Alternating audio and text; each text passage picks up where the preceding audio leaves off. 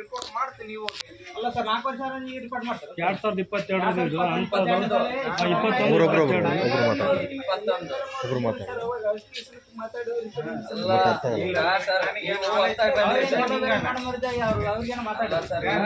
Knowledge ಇತ್ತಂದ ತಂದಾಗ ನಿನ್ನೆ ಬರ್ಬೇಕಂದ್ರೆ ನಾನು ಆಫೀಸ್ ಸ್ವಲ್ಪ ಕೆಲಸದಾಗ ಬರಕ್ಕಾಗಲ್ಲ. ಅದಕ್ಕೆ ಇಮಿಡಿಯೇಟ್ ಇವತ್ತು ಬೆಳಗ್ಗೆ ಫೋನ್ ಮಾಡಿ, ನಾವು ಬಂದಿರೋದು ಗೊತ್ತಿಲ್ಲ ನನಗೆ, ನೀವು ಫೋನ್ ಮಾಡಿದೆ PDO ಫೋನ್ ಹಚ್ಚಿ ಸ್ವಿಚ್ ಆಫ್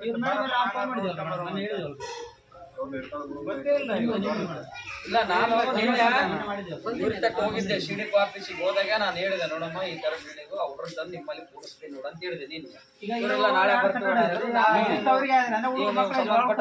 ಹೇಳಿದ್ವಿ ನಾವು. ನಿನ್ನೆ ಬೆಳಗ್ಗೆನೆ ಹೋಗಿದ್ದು ನಿಮ್ಮ ತಾಲೂಕ್ ಪಂಚಾಯತಿಗೆ. ಈ ತರ ಎಲ್ಲ ಸ್ವಲ್ಪ ಎಜುಕೇಶನ್ ಎಲ್ಲಾರು ಜನ ಸರಿ ಅಂತ ಹೇಳ್ತಿದ್ದೀನಿ. ಅದು ಯಾರೇ ಮಾಡಿದ್ರು, ಅದು ನಾನು ಮಾಡಿದ್ರಾಗಲಿ ಇನ್ನೊಬ್ರು ಮಾಡಿದ್ರಾಗಲಿ